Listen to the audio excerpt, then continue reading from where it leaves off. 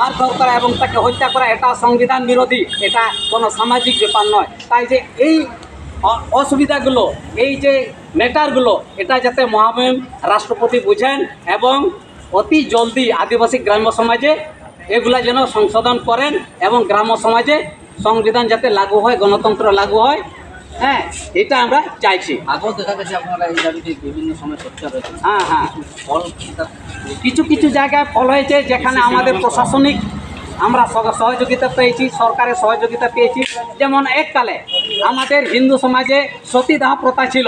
রাজা রামমোহন দেখেছিলেন যে সতীদাহ প্রথাটা এই হিন্দু সমাজে একটা কি বলে ওটাকে, মানে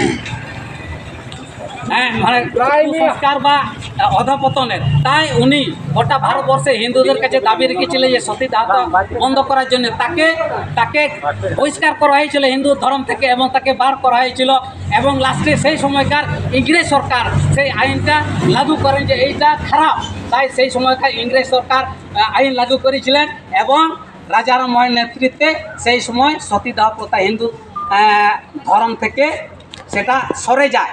তাই আমরা